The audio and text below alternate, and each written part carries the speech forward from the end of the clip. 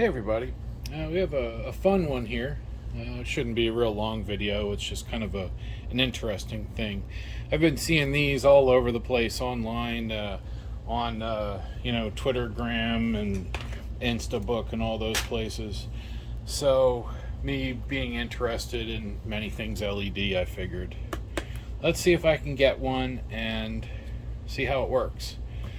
So I did a little bit of digging around and I noticed that they're all basically the same thing. So I found this one on Amazon. There's the info. There's the either the ASIN or the Banggood number, I'm not sure, but there's the info, and then that's for the app. Now,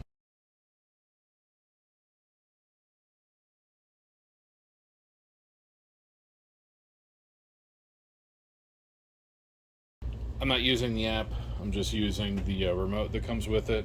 I don't plan on using the app. I'm not quite sure even what the app is going to do for me, but that's a whole thing in itself. I really just kind of wanted to see what the deal with these things are. I see them all over the place. Sunset lamps.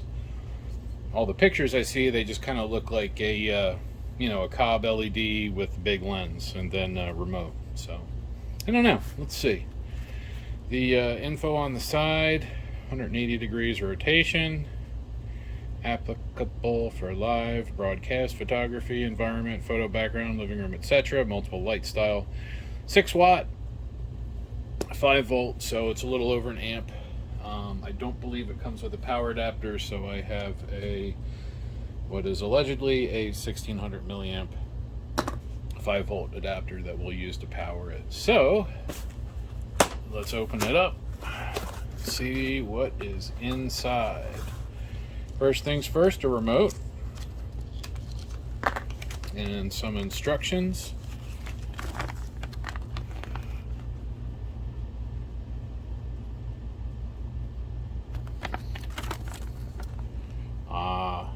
There we are. So you can point it different directions, so it's just a lamp on a stand.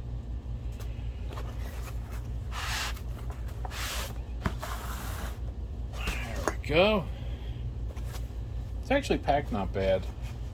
Full disclosure, I did actually take it out of the packaging yesterday just to make sure everything worked okay. I even plugged it in, but I didn't really, I just set it up, I took it out like this, plugged it in, and made sure it lit up, and then put it back in the box. That's why there's no tab in here for the battery. I pulled that out. This uses a CR 2025, they say. Let's see if that is the case. Yep. Good. And it's that, that generic remote you see with all of the RGB stuff. And here's the lamp itself. It's actually, this side's pretty significant. It's feels like aluminium, depending on what side of the pond you're from. I can see the Cobb in there. Actually, you guys can probably see it too. And then there's the stand. Looks like they're just using a normal lamp thread. There's the base. The base is kind of light. I sort of expected the base to be heavier. There we go. Oh. So the instructions don't mention anything about this, and I'm going to show you what I mean. How do I want to do this? I'm going to leave that foam peeled back a little bit. So let's see here. So let's pull the wire through. And then tighten that up. Let's get that. There we are. And then there's this thing here. That's supposed to actually lock the wire. And I think that's what this is all about.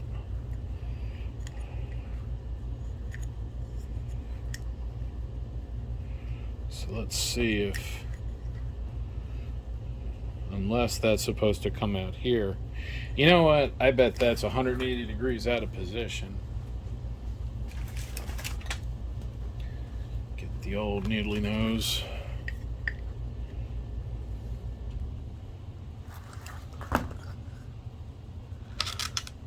So that should point towards the part that goes out.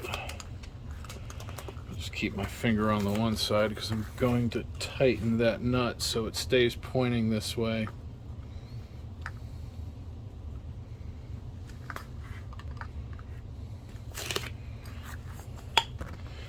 Actually, better yet, let's do it this way. Let's put the wire there, push that clip down, locks it, and what, the whole thing's moving. So, oops, I hope I didn't just crush the wire. I really did hit it pretty hard, but maybe it's all right. And then, there we are. And then I'm just going to fold that back over.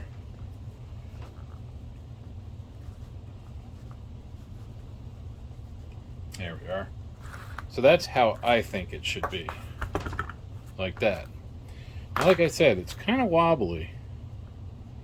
See? But not terrible. It's about a 3.6. So let's get up and look inside. Hey, you can see my shirt. See my shirt? Right there. Anyway, there's the cob. Hopefully you can see through that. So it looks like they probably have the RGBs around the outside and then some heavier colors in the middle. Can't tell if that's a crack down in there or what. There's like something. We'll see. Well, let's make sure it works. Let's make sure A, I didn't ruin it when I accidentally hit it with the pliers, and B, that I can show you what the light looks like.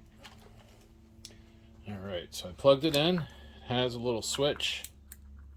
Hey, it still works. I didn't totally ruin it. That turns it on. Let's point it. Let's point it down. There you go. Gives you the idea. So it looks like it's going through its things. Let's see, that's flash, strobe, fade. That's going to be a slow fade. Speed it up. You know, this is essentially the same controller you see in those, you know, RGB LED kits. Smooth. Not very smooth. We got red. Let's see that, a little bit of red. Green. Blue. And allegedly that's white. So, let's see. Since I'm on white, let's see if we can turn the brightness way down. Alright, it looks like it's as low as it'll go. And that's fine. Now we can actually look at the cob. So there's some like schmutz in there that I think is from maybe some hot glue. But you can see there's warm white in the middle. Oh, I wonder if that's the red. Let's see. Let's go to the red. Ooh, too bright. Turn you down. Turn them all down. Alright. So that's interesting. So they have red in the middle.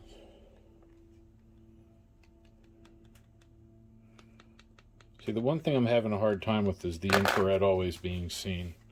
There's some fingerprints on that too. So then green is on the outside. So it must be red, green, and then blue in concentric rings. So we'll go to blue last. And actually, it looks like blue is also in the center. So they might just have a whole bunch of chips all working together. Oh no, there's blue on the outside. See? That flickering is the flickering of the LED. So, through that lens, it makes it kind of hard to see. Let's set that down, turn it off, and let's open this up, this part right here. So let's see here. I have it laying out. Oh, have it unplugged. So I think we're going to find something that unscrews. I bet this center. Yep.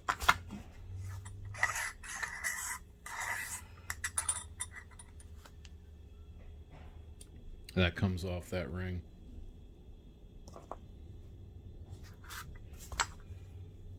Wow, it's a big old lens.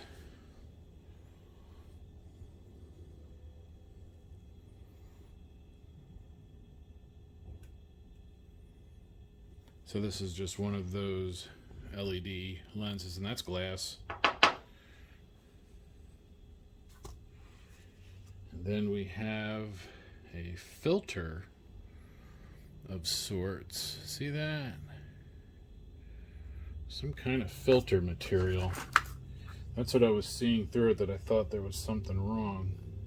Let's see if we can get that out.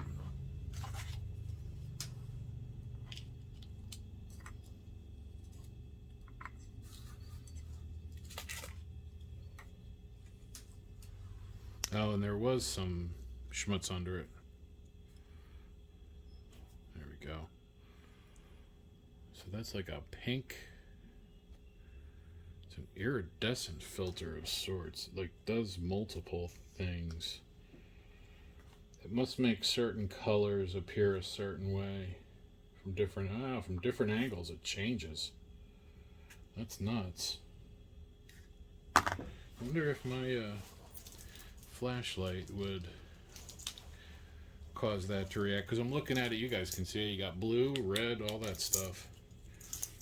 Let's see what we get with my whitish flashlight. So we have what, like a purple, and then if I turn it, it goes yellow. Wow, that's crazy. I wonder what this material is. Look at that. It's half purple, half yellow. It's like a dichroic material of sorts. It's weird, but cool. I got a fingerprint on it. Oh well. So that must be part of the magic. And here's the actual controller. You can see it's just one of those, you know, those RGB LED things. There's the unnamed chip. That would be where a regulator would be had they put one in, but they're not doing that. They're just letting you use a phone adapter. Have a current limiting resistor, I don't know, 5 ohm maybe. And then we have our IR receiver, which is pointing down, which is kind of funny. I kind of thought you'd want to have that facing the other way, but I guess the infrared does get in there. It reflects off the white, and it sees it. So let's plug this in and see what it looks like without that cool filter, because I do see on the board we have red, green, and blue right here. This is kind of like they would do on those strips. We have red, green, and blue, and then there's the transistors, and then we have some resistors there too. It looks like we have a 10K on the base, 330 ohm, 330, so they're all 330 ohm. So this must be a very evenly distributed light. The only thing I notice, it's kind of is the solder on the plus. There's a little, you know, and there's no regulator, but with the power adapter, might not need it. So that's way brighter without that filter there. Let's go to red and turn that way down. Green, turn that way down. And then blue, and turn that way down. We should be able to, oh, I guess it goes up each time you go back. Alright. Oops, I knocked my drill over. So there we go. There's red in the middle, just like we thought. Red. And then blue. I don't want to blind the camera. Blue's that outer ring, like I was thinking. And then green. There we go. And green is the second ring. So red's the center, green's the second ring, blue's the outer ring. Now with this, that must give it that kind of halo effect that people were looking for. It's just a weird material. If anybody knows what this material is, let me know. I'm just curious. The way it, see, watch, is it'll change as you move it. See? Watch, I'll go to white. Let me turn that down a little bit so I don't blind myself.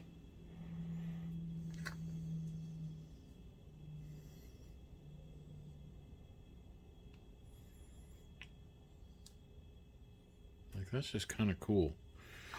Let's drop the lens in without that weird filter thing and see what we get.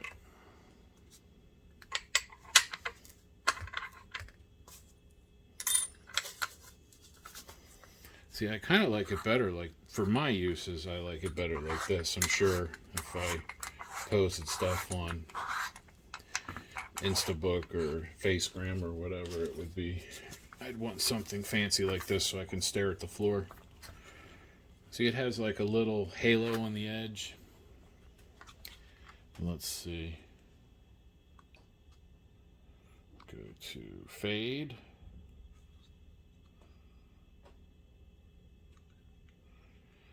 See, I think it might be better without the filter.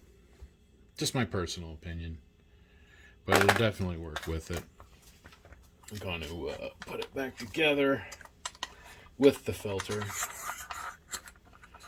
Wipe my fingerprints off the back side of the lens and before we put it back in. So I'm going to grab this by the tab. Actually, I'm going to get my pliers and use those to hold it. Yeah, it seems like there's layers. Like, it doesn't seem like it's one piece. It seems like it's multiple pieces.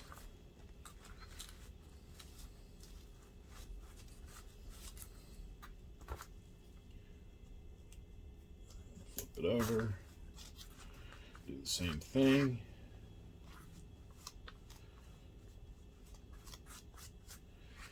And then we'll set it back inside.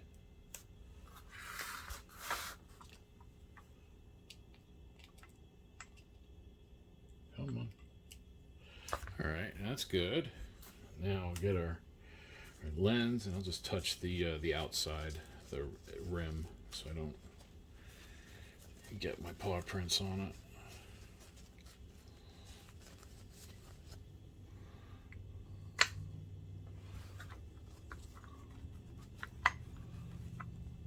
Alright, that's down. Put that little ring in. Oh. Come on. There we go. There we are.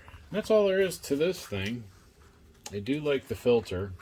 Let's fire it back up.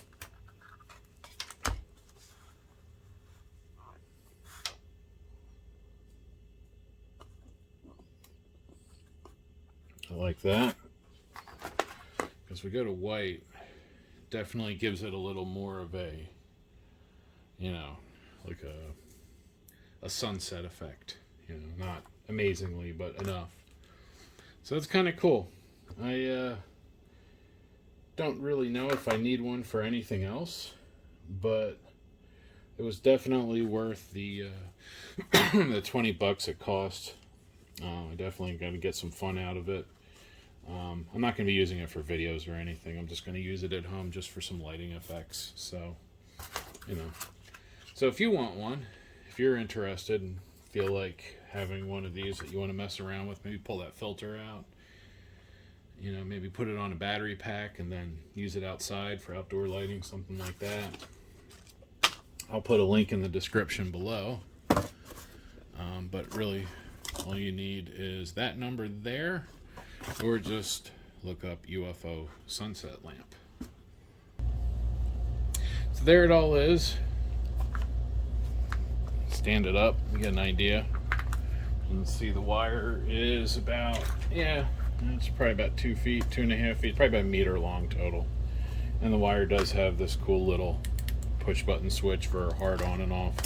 You do have to supply your own power adapter, but this 1600 milliamp adapter worked just fine. So again, check the link in the description if you want one. It's not an affiliate link. It's just a link to where I bought mine. You could buy yours wherever you want. You know. So really, again, all that fun stuff, blah, blah, blah. Thank you for watching.